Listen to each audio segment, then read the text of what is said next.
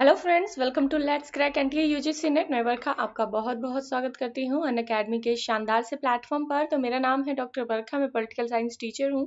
PhD MA MPhil सब किया है दिल्ली यूनिवर्सिटी से। Let's crack NTA UGC net ये हमारा टेलीग्राम चैनल है, ठीक है। डिस्क्रिप्शन बॉक्स में भी आपको टेलीग्राम चैनल का लिंक दिया गया होगा। एनटीए यूजीसी नेट की तैयारी करवा रहा है अनअकैडमी, एक लार्जेस्ट लर्निंग प्लेटफॉर्म है जो आपको एनटीए की तैयारी करवा रहा है, ठीक है। जो भी एग्जाम की तैयारी करना चाहते हैं, मेरे साथ जुड़ना चाहते हैं, तो उनके लिए एक इम्पॉर्टेंट इन्फॉर्मेशन है कि 14 अक्टूबर से जो है हमारा एक बैच शुरू हुआ है, जिसमें हम पॉलिटिकल साइंस के सारे टीचर्स मिलकर, खासकर सुप्रीत धामीजा मैम, कमलवीर सर, मैं और मीनाक्षी मैम मिलकर आपको पॉलिटिकल साइंस का पूरा कोर्स कराएंगे। हालांकि मैं भी आपको पूरे 10 की 10 यूनिट्स करवाने वाली हूँ, ठीक है। लर्निंग अनअकैडमी लर्निंग ऐप अगर अभी तक इंस्टॉल नहीं किया है आपने तो इंस्टॉल कर लीजिए। इसको इंस्टॉल करने के लिए क्या करना है, सिर्फ अपने प्ले स्टोर पर जाकर, प्ले स्टोर पर आप जाएंगे, वहां पे ये टाइप करेंगे अनअकैडमी लर्निंग ऐप। जैसे ये टाइप करेंगे ये लोगो देखेंगे और ये लोगो को देखकर इंस्टॉल कर लेंगे, ठीक है। उसके बाद आप मेरा प्रोफाइल सर्च कर सकते हैं। हालांकि उसके बाद आपके पास ऑप्शन आएगा कि आप अपना गोल सिलेक्ट करें, अपना सारा इंफॉर्मेशन भरे, फोन नंबर वगैरह, ठीक है। उसके बाद आप मेरा प्रोफाइल बरखा नाम से सर्च करिएगा, वहां पे मिलेगा। आप उसको यहाँ पे जाके फॉलो कर सकते हैं और मेरी सारी पुरानी वीडियोस जो है यहाँ पर मिल जाएगी आपको, स्पेशल वाली। वहां पर आप मेरी सारी पुरानी वीडियोस भी देख सकते हैं और आने वाली वीडियोस की इंफॉर्मेशन भी आपको मिल जाती है, ठीक है। डेली 11:30 बजे ऐसे मेरी स्पेशल क्लास होती है, तो दिवाली के बाद से रेगुलर बेसिस पे वो भी शुरू हो जाएगी, ठीक है। अनअकैडमी अगर आप ज्वाइन करते हैं तो आपको क्या क्या बेनिफिट मिलते हैं, आपको बहुत सारे बेनिफिट मिलते हैं। जैसे डेली लाइव क्लासेस मिलती है, ठीक है। लाइव क्लासेस में क्या होता है, हर 3 क्लास के बाद एक आपको डाउट सेशन मिलता है, ठीक है। और ऑफ कोर्स वहां से यहाँ पे जो यूट्यूब में पढ़ाया जाता है उससे एक ग्रेड अप ही वहां पे पढ़ाया जाता है, उससे ज्यादा बेटर माहौल वहां पर आपको मिल जाता है, ठीक है। आप अपने डाउट इजीली पूछ सकते हैं, आंसर पोल कर सकते हैं, डिस्कशन कर सकते हैं टीचर के साथ, है ना। तो सारी चीजें क्या होती है वहां पर, आपका टीचर के साथ इंटरेक्शन ज्यादा होता है। और डाउट सेशन में क्या होता है, हर 3 क्लास के बाद अगर डाउट सेशन होगा, मान लीजिए ये 3 क्लासेस में से कोई एक भी क्लास आपकी मिस हो गई, या फिर आपका आपने ये लेट देखी है और बाद में आपका कोई डाउट आता है, ठीक है, तो ये डाउट सेशन में 4th क्लास में आपका वो डाउट क्लियर कर दिया जाता है, ठीक है। लाइव टेस्ट क्विजेस होते रहते हैं, आप अपनी परफॉर्मेंस को एनालाइज कर सकते हैं बार बार क्विजेस देखकर, ठीक है। जितना प्रैक्टिस करेंगे आप उतना ज्यादा एग्जाम में अच्छा स्कोर कर पाते हैं, ठीक है। स्ट्रक्चर्ड कोर्स होता है एक सिस्टमैटिक वे में, जैसे हमारा सिलेबस में दिया हुआ है सेम उसी तरीके से यहाँ पे करवाया जाता है। प्लस में अनलिमिटेड एक्सेस होता है। देखिए यूट्यूब में ज्यादातर वीडियोस इधर उधर हो जाती है ना, आपको सिस्टमैटिक वे में सारी चीजें नहीं मिल पाती हैं। तो यहाँ पर क्या होगा ना, अनअकैडमी में आपको सारी चीजें सिस्टमैटिक वे में मिल जाएंगी, ठीक है। सारे नोट्स मिल जाएंगे, सब चीजें, वीडियोस मिल जाएंगी, आप वीडियोस भी डाउनलोड कर सकते हैं, ठीक है। वीडियोस भी डाउनलोड कर सकते हैं। ये डाउनलोड करेंगे ना तो आपको बहुत मतलब वीडियोस कभी भी आप इंटरनेट नहीं भी हो तब भी आप उसको देख सकते हैं, ठीक है। फायदा ही है आपका। पेपर 1 पेपर 2 दोनों का एक्सेस आपको एक ही सब्सक्रिप्शन में मिल जाता है, दोनों के लिए अलग अलग सब्सक्रिप्शन लेने की जरूरत नहीं पड़ती है। BS10 मेरा कोड है, जैसे ये कोड लगाते हैं 10% ऑफ आपको मिलता है, और ये कोड सब जगह पर वैलिड है। मतलब आपका यूपीएससी हो, एसएससी हो, ठीक है, एमपीपीसीएस हो, बैंक का एग्जाम हो, कोई भी एग्जाम हो, सब में ये लगाएंगे 10% ऑफ मिलेगा। और जो भी आपके टीचर है वो सारे भी आपको मिलेंगे, ठीक है। बीएड हो, कोई भी एग्जाम में ये कोड आप लगा सकते हैं, ठीक है। इसके अलावा अगर आप नेट से दे रहे हैं तो ये मत सोचिएगा कि सिर्फ मेरा एक्सेस आपको मिलेगा। मेरा कोड लगाएंगे तो सब टीचर्स का एक्सेस आपको मिलेगा जो भी नेट पढ़ा रहे हैं, ठीक है, सबका एक्सेस मिलेगा और मेरी स्पेशल गाइडेंस भी आपको मिलेगी। जब भी सब्सक्रिप्शन ले कम से कम 12 या 24 मंथ का ले, क्योंकि इससे क्या होगा, आपको ये रीजनेबल पड़ता है पहली चीज तो, ठीक है, इकोनॉमिकल है ज्यादा। मेरा कोड लगाएंगे तो 10% ऑफ मिलेगा। नो कॉस्ट ईएमआई भी अवेलेबल है, मतलब आपको सिर्फ महीने का 886 रुपये या 630 रुपये देना है। अगर 12 महीने का लेंगे तो 886 रुपये, और 24 महीने का लेंगे तो सिर्फ 630 रुपये आपको देना है BS10 कोड लगाने के बाद। और ये कोर्स 1 साल का आपको पड़ता है 10,395 का, और पहले बिना कोड लगाए ये पड़ता है आपको 11,550 का, ठीक है, और 24 मंथ का पड़ता है आपको 15,120 का। ठीक है, तो कोशिश कीजिएगा कि अगर नो कॉस्ट ईएमआई में आप ले रहे हैं तो जितना ज्यादा मंथ का लें उतना ज्यादा बेनिफिट आपको मिल जाता है। मेरा प्रोफाइल फॉलो नहीं किया हो तो फॉलो कर ले। एक नया चीज जो है अनअकैडमी ने शुरू करी है टेस्ट वाली, जिसमें आप डेली लाइव क्विज टेस्ट दे सकते हैं। ठीक है, टेस्ट कैसे देना है, यहाँ पे टेस्ट का ऑप्शन आ रहा होगा आपके, जैसे लर्निंग ऐप खोलते हैं नीचे देखिएगा टेस्ट का ऑप्शन आएगा, वो ऑप्शन पे क्लिक करेंगे तो ज्वाइन क्विज का ऑप्शन आएगा। ज्वाइन क्विज पे क्लिक करेंगे तो एक कोड डालने के लिए आपको बोला जाएगा। ठीक है, जैसे ये कोड आप डालेंगे, ये कोड हम आपको क्लास के दौरान देंगे या फिर टेलीग्राम पे देंगे। टेलीग्राम लिंक डिस्क्रिप्शन बॉक्स में है और स्टार्टिंग में भी मैंने बताया था। तो यहाँ पे आपने कोड डालना है। ठीक है, जो भी कोड हम देंगे, फिर आप पहुंच जाएंगे आपके क्विज सेक्शन में, वहां पर आप क्विज देंगे और वहां से आपको कॉइन्स मिलेंगे, जो कॉइन्स आप आगे जाके रिडीम करा सकते हैं जब भी आप प्लस का कोर्स ले। ठीक है, चलिए शुरू करते हैं। आज हम करने वाले हैं विभिन्न प्रस्ताव के संसद में कौन कौन से प्रस्ताव लाए जाते हैं। तो इनमें हम बेसिकली अविश्वास प्रस्ताव, विश्वास प्रस्ताव, कटौती प्रस्ताव, निंदा प्रस्ताव, तो ये 4 तरह के प्रस्ताव है जो महत्वपूर्ण है, और 2-3 और एक्स्ट्रा प्रस्ताव हैं जो हम करने वाले हैं इसमें भी। ठीक है, तो मेन हम इनकी बात करेंगे और साथ में और भी प्रस्तावों की बात भी करेंगे। चलिए शुरू करते हैं। आप सब रेडी हैं? मेरी आवाज साफ सुनाई दे रही है, मैं साफ दिखाई दे रही हूँ, सब चीजें क्लियर हैं? तो आगे चले। एक बार क्लास को शेयर कर दीजिए, लाइक कर दीजिए, लाइक करना मत भूलिएगा। ठीक है, और जब भी सब्सक्रिप्शन लें तो BS10 कोड लगाना मत भूलिएगा। ठीक है, चलिए सबसे पहले बात करते हैं निंदा प्रस्ताव की। निंदा क्या होती है? निंदा होती है हम किसी की बुराई कर रहे होते हैं जब, ठीक है, तो हम वो निंदा होती है हिंदी में। तो ये किसके विरुद्ध किसके द्वारा लाया जाता है और किसके विरुद्ध लाया जाता है? तो निंदा प्रस्ताव हमेशा जो है देखिए सरकार के विरुद्ध लाया जाता है, जो भी सरकार सत्ता में होगी उसके विरुद्ध ये लाया जाएगा। और कौन लाएगा भाई? एक ही ला सकता है ना, विपक्ष ही ला सकता है, और तो कोई लाएगा नहीं, है ना। तो विपक्ष ही होता है दुश्मन, सरकार गिरे तो विपक्ष के थ्रू ये लाया जाता है। ठीक है, ये कहाँ पे लाया जा सकता है? लोकसभा में लाया जा सकता है। ठीक है, क्योंकि लोकसभा में ही तो सरकार होती है, जो सरकार निंदा ले आए, निंदा प्रस्ताव कर दिया तो भाई सारी सरकार जो है वो गिर भी सकती है। ठीक है, ये ऐसे प्रस्ताव है जिससे सरकार का मतलब तख्ता पलट कहते हैं ना जिसको, वो किया जा सकता है ये सारे प्रस्तावों के माध्यम से, खासकर विश्वास और अविश्वास प्रस्ताव के माध्यम से। ठीक है, अब निंदा प्रस्ताव क्या होता है भाई? हम किसी की बुराई कर रहे हैं, मतलब आप सामने वाली सरकार के जो सत्ता में है उसकी किन्हीं नीतियों से, किन्हीं कार्यक्रम से आप सहमत नहीं है, तो क्या करेंगे भाई? बोलेंगे कि आप ये जो नीतियां बनाई हैं इनसे हम सहमत नहीं है, हम आपके विरुद्ध निंदा प्रस्ताव लेकर आते हैं क्योंकि आपने गलत नीतियां बनाई हैं, ये तो सरकार के विरुद्ध है, ये तो लोगों के विरुद्ध है। ठीक है, ये तो लोगों के विरुद्ध है, इससे किसी का भला नहीं होने वाला है। ठीक है, तो इस तरह ये लाया जाता है, तो लोकसभा में पारित होता है। सरकार को लोकसभा में बहुमत के संशय की स्थिति उत्पन्न हो जाती है एक तरीके से।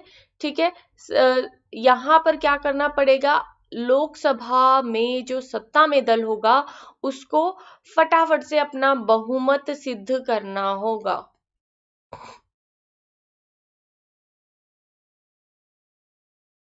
ठीक है, बहुमत सिद्ध करना होगा कि भाई हम सत्ता में हैं और हमारा जो है वो प्रस्ताव जो हम लाए हैं एकदम सही है, और हम जो है उस प्रस्ताव के लिए बहुमत सिद्ध कर देते हैं। ठीक है, और अपने लिए भी बहुमत सिद्ध कर देते हैं कि सारे लोग जो है, ज्यादातर लोग जो है हमारे साथ है। ठीक है, अगर बहुमत सिद्ध नहीं होता है तो आपको इस्तीफा देना पड़ेगा। ठीक है, मतलब बहुमत अगर नहीं मिला आपको तब भी आपको इस्तीफा देना पड़ेगा। ठीक है, तो समूचे मंत्रिपरिषद के विरुद्ध ये लाया जाता है और एक मंत्री के विरुद्ध भी लाया जा सकता है, मतलब ग्रुप ऑफ, ठीक है, पूरे ग्रुप के विरुद्ध भी लाया जा सकता है, मंत्रियों के ग्रुप ऑफ मिनिस्टर्स के विरुद्ध भी लाया जा सकता है, या फिर किसी एक सिंगल मिनिस्टर के विरुद्ध भी लाया जाता है। मतलब एक मिनिस्टर के विरुद्ध लाया जाएगा तो उसे भाई प्रस्ताव अगर उसका अच्छा नहीं है, प्रस्ताव जो भी वो लेके आया, तो उसके विरुद्ध क्या हो जाएगा? वोटिंग होगी कि भाई आप अपना बहुमत सिद्ध करें कि आपका जो प्रस्ताव है वो सही है, तो अगर सही मिलता है, सारे बहुमत देते हैं, तो फिर वो रहता है सरकार में, नहीं तो फिर उसे छोड़ के जाना पड़ता है, इस्तीफा देना पड़ता है। क्लियर है यहाँ तक? अब देखिए, ये ज्यादातर किसके विरुद्ध होता है? मंत्री परिषद के विरुद्ध होता है। ठीक है, ध्यान रखिएगा, मंत्री परिषद के विरुद्ध या फिर एक मंत्री के विरुद्ध, दोनों के विरुद्ध हो सकता है। धन विधेयक पारित करने में यदि सरकार विफल रहती है तो भी वो निंदा प्रस्ताव के समतुल्य ही माना जाएगा। ठीक है, और धन विधेयक, एक स्टूडेंट ने पूछा था क्या धन विधेयक, बजट जो होता है वो भी धन विधेयक होता है? जी हाँ, बिल्कुल धन विधेयक होता है, यहाँ पर मैंने लिख दिया है ताकि आप भूले नहीं। ठीक है, राष्ट्रपति जो क्या होगा, भाषण के लिए, अभिभाषण के लिए राष्ट्रपति के प्रति लोकसभा में धन्यवाद प्रस्ताव भी लाया जाता है। ठीक है, यदि इसके विरुद्ध सरकार, वोट ऑफ थैंक्स जिसको बोलते हैं, यदि इसको पारित करने में सरकार विफल हो जाती है तो भी वो क्या माना जाएगा? इसी तुल्य माना जाएगा कि आपके विरुद्ध जो है निंदा प्रस्ताव लाया गया है। मतलब अगर राष्ट्रपति वोट ऑफ थैंक्स ना करे, ठीक है, राष्ट्रपति अगर वोट ऑफ थैंक्स ना करे लोकसभा में जो सरकार है उसको, तो भी आपके विरुद्ध निंदा प्रस्ताव लाया जा सकता है। क्लियर है? ये सरकार की नीतियों की निंदा होगी तो सरकार को अपना विश्वास साबित करना पड़ेगा। ठीक है, और विश्वास साबित नहीं कर पाते हैं तो फिर आपको छोड़ के जाना पड़ेगा। चलिए, तो यहां तक सारी चीजें क्लियर है। तो एक बार देख लेते हैं, निंदा प्रस्ताव में ये लोकसभा में लाया जाता है सरकार के विरुद्ध विपक्ष के द्वारा, खासकर नीति और कार्यक्रम से सहमत नहीं होती। ठीक है, तभी ये लाया जाता है। यहाँ पर क्या करना होगा, एक व्यक्ति के विरुद्ध भी लाया जा सकता है, पूरा मंत्री परिषद के विरुद्ध भी लाया जा सकता है। यहाँ पर सरकार को अपना बहुमत सिद्ध करना होगा, नहीं तो क्या आपको इस्तीफा देना पड़ेगा। दो तरह से, यदि एक एक्स्ट्रा एक्सेप्शन जिसको बोल सकते हैं, अगर धन विधेयक पारित नहीं हो पाता है, वो विफल रहती है सरकार धन विधेयक पारित करने में, मतलब बजट वगैरह पारित करने में, क्योंकि देखिए आपको पता है लोकसभा में ही धन विधेयक आता है ना, उसमें अगर सरकार विफल होती है, सही तरीके से काम नहीं किया जाता है, तो यहाँ पर आपको निंदा प्रस्ताव लाया जाएगा। निंदा प्रस्ताव में आपको, ठीक है, पूरा मतलब निंदा प्रस्ताव के ही समतुल्य माना जाएगा। ये है, राष्ट्रपति का अभिभाषण देने के लिए अगर लोकसभा में नहीं आ रहा है, उनको वोट ऑफ थैंक्स नहीं दे रहा है, वो भी निंदा प्रस्ताव ही माना जाएगा। मतलब राष्ट्रपति भी आपसे खुश नहीं है, ठीक है, तो वहां पे भी आपको क्या साबित करना पड़ेगा? अपना बहुमत साबित करना पड़ेगा। ठीक है, ये सरकार की नीतियों के विरुद्ध होता है। ठीक है, यहाँ पर सरकार को विश्वास प्राप्त करना होता है। अब आता है विश्वास प्राप्त प्रस्ताव और अविश्वास प्रस्ताव। अविश्वास प्रस्ताव क्या होता है? देखिए, यदि विपक्ष के द्वारा सरकार के विरुद्ध ये लाया जाता है, 198 में ये है, अगर सरकार मतलब देखिए अब इसमें क्या होगा ना, 50 लोग खड़े होके बोलेंगे कि हम जो है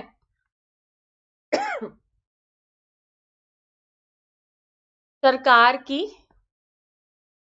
से खुश नहीं है। ठीक है, यहाँ पे कारण बताने की वैसे जरूरत नहीं पड़ती है।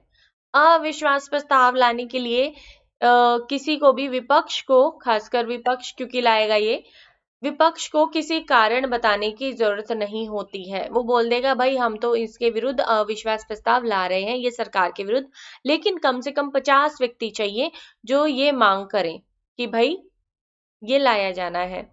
ठीक है, यदि मतदान में सरकार पराजित हो जाती है तो अविश्वास प्रस्ताव लाया जाता है। ठीक है, मतलब किसी एक कार्यक्रम में या मतदान में, किसी भी चीज में, जैसे यहाँ पे बताया था ना, निंदा प्रस्ताव की अगर बात हुई तो उन्हें विश्वास प्रस्ताव प्राप्त करना होगा। विश्वास अगर प्राप्त नहीं कर पाए तो भाई अविश्वास प्रस्ताव आपके खिलाफ लाया जाएगा, है ना। तो ये वाली चीज हो जाती है, तो इंटरकनेक्टेड होते हैं सारी चीजें। अब समस्त नीतियों और कार्यक्रम के विरुद्ध ही होता है ये भी, निंदा प्रस्ताव भी और ये भी नीतियों और कार्यक्रम के विरुद्ध ही होता है, सरकार के विरुद्ध किसी भी मोर्चे पर ये लाया जाता है। किसके द्वारा? विपक्ष के द्वारा। ठीक है, अगर अविश्वास प्रस्ताव लाया जाता है तो सदन में कोई भी कार्यवाही चल रही हो, ठीक है, कोई भी कार्यवाही अगर चल रही हो तो उसमें से अविश्वास प्रस्ताव को पहले ही मतलब फर्स्ट प्रायोरिटी दी जाएगी, ये समझ सकते हैं, ठीक है। अविश्वास प्रस्ताव लाते ही क्या करना होगा, मतदान करना होगा, ये चीज क्लियर है। नेता क्या करेगा, उनके ऊपर जितने भी आरोप लगाए गए होंगे उनको क्लियर करने की कोशिश करेगा, नेता या फिर एक ग्रुप, ठीक है, किसी के भी ऊपर लगाया जा सकता है। अब फाइनली अगर देखिए लोकसभा के अंदर ये सारे काम हो रहे हैं और मंत्री परिषद का अध्यक्ष कौन होता है, प्रधानमंत्री होता है, तो प्रधानमंत्री क्या करेगा, अपनी इंपॉर्टेंस गिनाएगा, ठीक है, मतलब जो जो अच्छे काम सरकार ने किए हैं वो गिनाएगा, उनका एक तरीके से वकील की तरह पक्ष रखेगा, क्योंकि अगर उनके विरुद्ध किसी के विरुद्ध अविश्वास प्रस्ताव आ गया, ठीक है, तब क्या हो जाएगा, पूरी सरकार को ही इस्तीफा देना पड़ेगा, दोबारा से चुनाव होंगे, ठीक है। और सरकार का अध्यक्ष कौन होता है भाई, प्रधानमंत्री होता है, मंत्रिपरिषद का अध्यक्ष पूरा, ठीक है। तो इसलिए प्रधानमंत्री उनकी साइड लेता है थोड़ी सी और बिल्कुल सब चीजें हेल्प करता है उसमें, ठीक है। पहला अविश्वास प्रस्ताव नेहरू काल में आया था, नेहरू सरकार के विरुद्ध 1963 में, ठीक है। दूसरा जो है ओके, विश्वास प्रस्ताव भी सेम ऐसा ही है, ठीक है, अभी और एग्जाम्पल भी आएंगे। विश्वास प्रस्ताव भी सेम ऐसा ही है, यहां पर भी अगर सरकार की किसी मान लीजिए कोई भी ऐसा काम जो है, पहली चीज तो आप ये देख लीजिए कि सर इसके बारे में विश्वास प्रस्ताव जो है ना ये परंपरा के रूप में चल रहा है, यहाँ पर कोई दिया नहीं हुआ है संविधान में, जैसे बाकी प्रस्तावों के बारे में दिया हुआ है, अविश्वास प्रस्ताव के बारे में दिया हुआ है, लेकिन अविश्वास प्रस्ताव देखिए, अगर अविश्वास प्रस्ताव सफल हो जाता है, ठीक है, मतलब आपके विरुद्ध अविश्वास प्रस्ताव लाया गया है और वो सफल हो गया है, तो आपको क्या करना पड़ेगा, इस्तीफा देना होगा, ठीक है। अगर अविश्वास प्रस्ताव खत्म हो जाता है, आप जीत जाते हैं, अविश्वास प्रस्ताव क्या हो गया, अविश्वास प्रस्ताव अगर खत्म हो जाता है, आप जीत जाते हैं, तो इसका मतलब क्या होता है, आपने विश्वास प्राप्त कर लिया है सरकार का, ठीक है, मतलब आपकी नीतियां सही थी और आपको है जो विश्वास प्राप्त कर लिया गया है। तो ये विश्वास प्रस्ताव जो है ये बहुत बाद में परंपरा के अकॉर्डिंग जोड़ा गया है, ये कहीं भी संविधान में वर्णित नहीं है, ठीक है। विश्वास प्रस्ताव में स्वप्रेरित प्रस्ताव है ये, मतलब या तो खुद से जब कोई विपक्ष आपके विरुद्ध कुछ बोले तब, या राष्ट्रपति आपको बोले कि आप अपना विश्वास सिद्ध करिए लोकसभा में, तब आपको इन 3 कारणों की वजह से विश्वास प्रस्ताव लाना पड़ सकता है, ठीक है।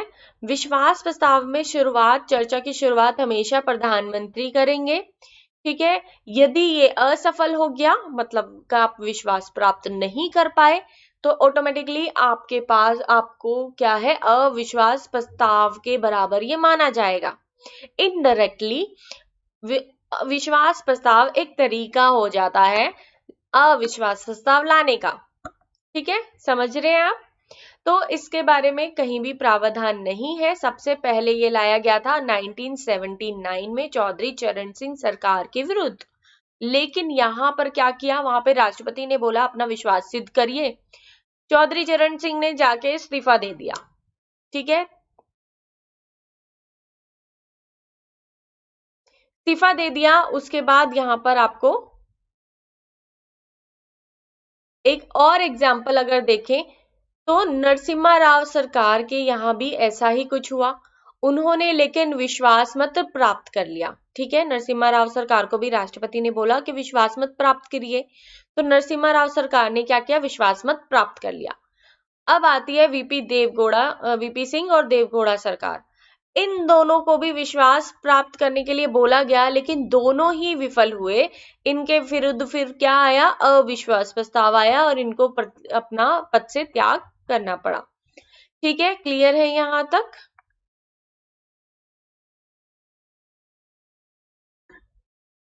ये क्यों लाया जाता है? देखिए, ये प्रस्ताव क्यों लाए जाते हैं, खासकर जब विश्वास और अविश्वास प्रस्ताव दोनों ही, जब जो है कोई बहुमत खो चुका हो सरकार और ये लगता हो कि ये अब सत्ता में रहने के लायक नहीं है, तब ये लाया जाता है।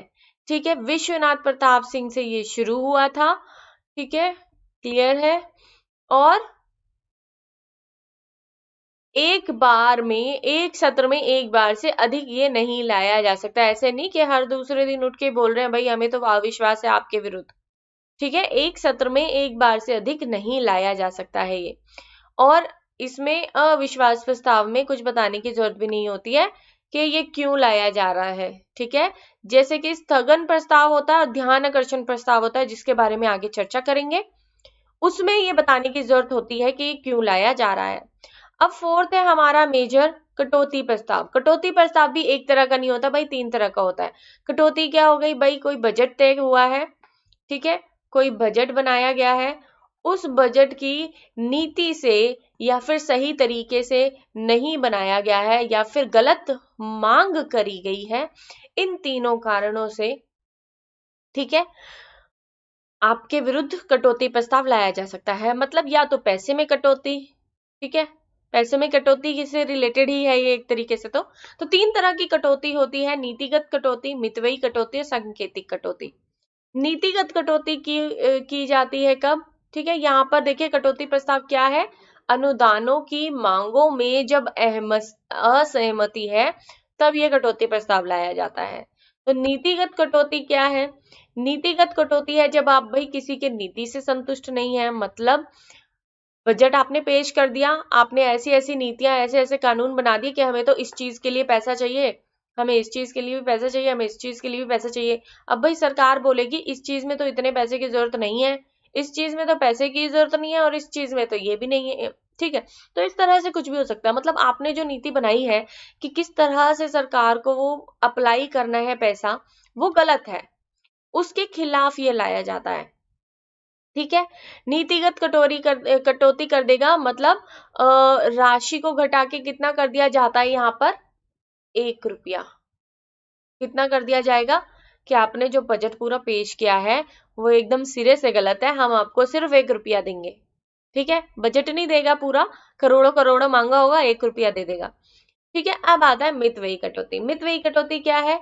भाई आपने जो खर्चा बताया है, ठीक है, मतलब आपने खर्चा बताया है कि मेरे को तो 1 करोड़ चाहिए। अब 1 करोड़ सबको थोड़ी 1 करोड़ मिल जाएगा, इतने इतने पैसे थोड़ी होते हैं, लिमिटेड होते हैं ना सबके पास, सरकार के पास पैसे। तो वो बोलेंगे कि 1 करोड़ की जरूरत नहीं है, जिस काम के लिए आप पैसे मांग रहे हैं आपको सिर्फ 10 लाख रुपए देंगे हम, इतने की जरूरत है, आपने जो काम बताया है उसमें इतने पैसे भी होंगे तो भी आपका काम चल जाएगा। ठीक है, तो इसमें क्या करेंगे, निश्चित राशि को एक स्तर तक घटा देंगे। ठीक है, इसमें क्या करेंगे, व्यय की राशि को घटा देंगे। मतलब 1 करोड़ रुपए मांगा है तो बोलेंगे कि हम आपको 1 करोड़ नहीं दे रहे हैं, हम आपको 10 लाख रुपए दे रहे हैं, इतना ही, इतने में काम चलाओ। ठीक है, आपकी राशि से वो ऐसा असहमत है। ठीक है, किससे असहमत है, राशि से असहमत है, तो ये मितव्ययता कटौती हो जाती है। तीसरी है सांकेतिक कटौती। सांकेतिक कटौती में आपके 100 रुपए काट लिए जाते हैं, 100 रुपए कम देंगे आपको। ठीक है, मतलब आपने जो भी प्रस्ताव दिया है ये उसके विरुद्ध नहीं है, ये सरकार के विरुद्ध है। मतलब हम सरकार से खुश नहीं है। ठीक है, आप नीति तो आपने ठीक बताई है, पैसे भी ठीक मांगे हैं, लेकिन फिर भी 100 रुपए कम दे दिए कि भाई हम जो है इस सरकार से खुश नहीं है, इसलिए सांकेतिक तौर पर क्या हो रहा है, 100 रुपए काट रहे हैं। ठीक है, ये चीज होती है। ठीक है, ये क्या है, ना तो नीति के विरुद्ध है, ना ही राशि के विरुद्ध है, ये सरकार और उसके जो पहले काम किए जा चुके हैं उसके विरुद्ध है। ठीक है, अब आता है धन्यवाद प्रस्ताव। धन्यवाद प्रस्ताव है, फिर एक और प्रस्ताव है। देखिए धन्यवाद प्रस्ताव क्या होता है, वोट ऑफ थैंक्स, जिसकी बात हमने अभी उसमें करी थी, ठीक है, पिछले वाले प्रस्तावों में। ठीक है, वोट ऑफ थैंक्स क्या होता है,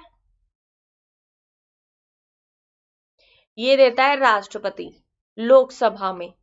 ठीक है, जैसे लोकसभा का पहला सत्र हुआ, सारे लोग चुन के आए, पहली सभा मतलब पहले सारे लोग इकट्ठे हो गए संसद में, तो राष्ट्रपति आएगा वोट ऑफ थैंक्स देने के लिए।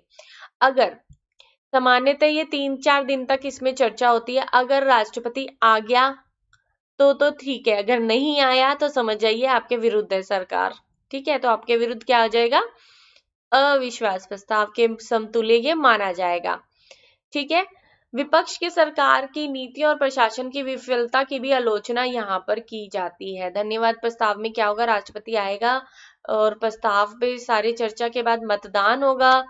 ठीक है, जितने विपक्ष होंगे उनकी बुराइयां होगी कि भाई उन्होंने ऐसा काम किया था, हम तो ऐसा करेंगे। ठीक है, हमारी सरकार ऐसा करेगी। ठीक है, अब आता है स्थगन प्रस्ताव।